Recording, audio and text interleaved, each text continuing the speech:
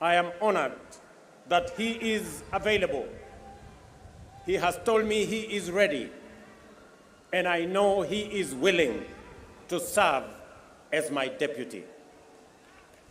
Professor, my young brother, let me call you Abraham K. or Abra K. Welcome to the service of this great nation, Kenya. And let me say this, I have heard you clearly when you took your oath of office and the oath for the due execution of your responsibilities as Deputy President. You have said two fundamental things in your oath. Kenyans were listening, I too was listening. You said that you will serve the people of Kenya and the Republic of Kenya. Abrake, please serve the people of Kenya and the Republic of Kenya. As I told our principal secretaries, as I told our cabinet secretaries, and as I tell every public servant who has a responsibility, who has a duty, who has the honor to serve our nation, let us serve the people of Kenya and the Republic of Kenya. We are not here to serve ourselves or our families or our communities or our regions or our villages. We are here to serve the Republic of Kenya and the people of Kenya. The second thing that you have said in your oath, I said in my oath, I listened to principal secretaries and cabinet secretaries and others. You have said you will serve without fear, without favor, without affection, and without ill will. My brother Abrake, I listened to you. The people of Kenya were listening to you.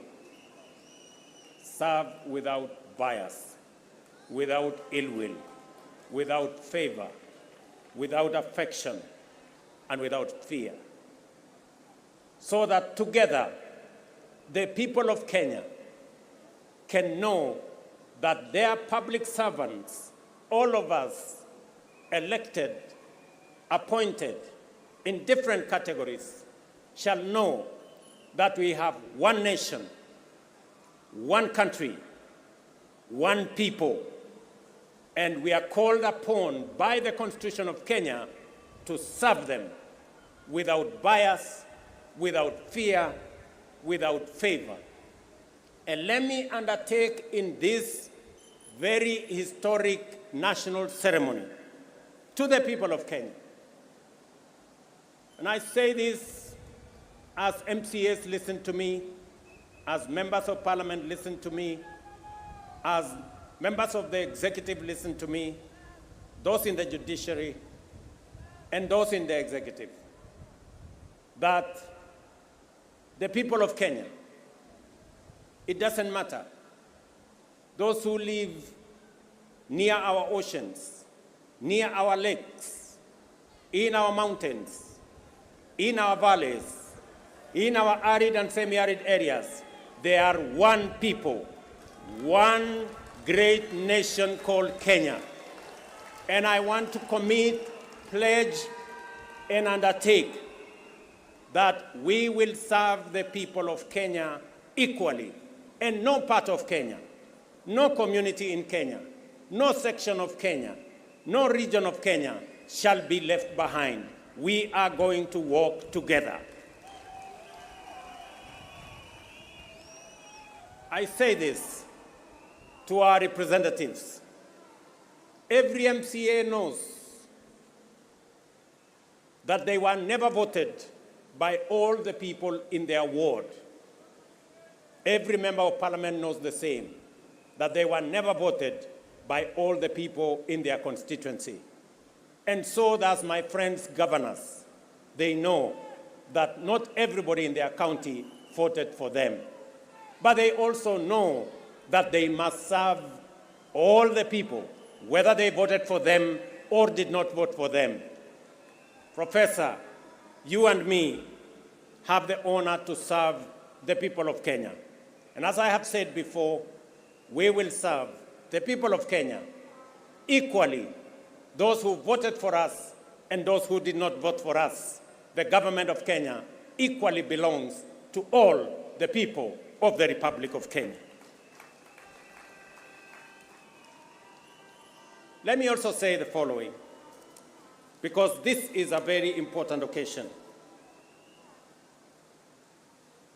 To underwrite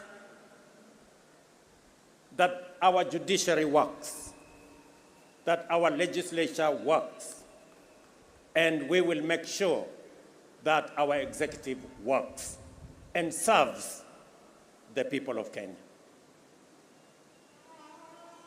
I know that we've gone through a journey, but in this journey, we have affirmed to both ourselves as the people of Kenya, to our friends, and to the international community, we have affirmed that Kenya is a constitutional democracy founded on the firm foundation of the rule of law. We believe in freedom, and we believe in making sure that no Kenyan and none of us is left behind. Today we stand here as a people, united, peaceful, because we are a democracy, we believe in our constitution, we believe in the rule of law, and we are a free people, and we make choices. Let me also say this. To all of us who are public servants, it doesn't matter at what level.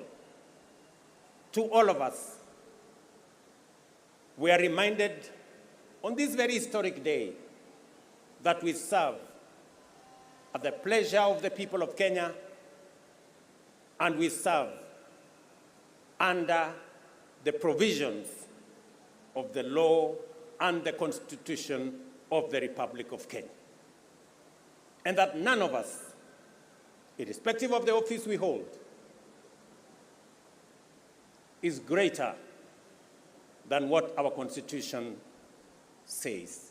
We must obey, we must submit to the law and to the Constitution, because that is what makes us a nation. Let me say this as I conclude. We have made strides as a nation. Today, our savings as a percentage of our GDP is growing. We have changed and we have transformed our education system. Today, we have more teachers. We just announced another 20,000 teachers. We have a new funding model that is student-based, which we are refining to make sure that no child in Kenya is left behind. My dear Professor Kindiki, I need your voice. I need your intellect to help me and to help members of our cabinet to profile the things we are doing, to speak to the things that we are doing. I have almost become a lonely voice in the executive, especially in the presidency, speaking about our projects, speaking about our programs, elaborating on what we are doing. You are eloquent, my brother. You're intelligent, my brother. I am confident that you will do that which I have missed for the last 2 years. I know you will.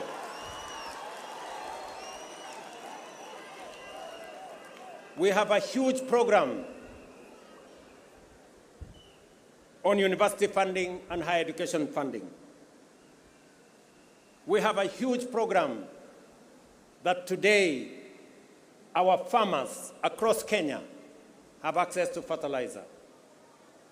We have a huge program on expanding our irrigation.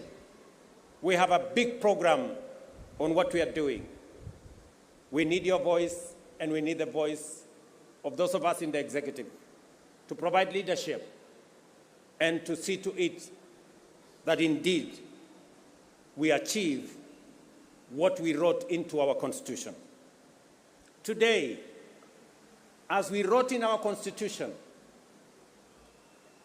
Kenya Power has turned around and today is a profitable company. So is KenGen, because of the stewardship that we have put in place. My brother, our manifesto is elaborate. Our manifesto is transformative. We are implementing it page by page, paragraph by paragraph, chapter by chapter, because we have to transform this great nation, and failure is not an option. We must. We have a big program on rural electrification to connect close to 300,000 homes across Kenya. I need your support to the Ministry of Energy, who are doing a wonderful job in that exercise. We have a big program on markets across Kenya. We have a big program on housing across Kenya. Today, we have 160,000 people working in a housing program. By December, actually next month, we will begin to hand over the first 1,000 houses under our program, under the program that will make ordinary people, Mama Mboga and Boda Boda, pay 3,000 shillings every year and access housing in the Republic of Kenya. My brother, let me tell you, our universal health coverage is underway, with a bit of challenge initially, but now we are moving. And I want to tell the people of Kenya, we are going to transform this nation. And we have the team. And Professor, welcome to the team that is going to transform Kenya into a great nation that is going to make every Kenyan proud.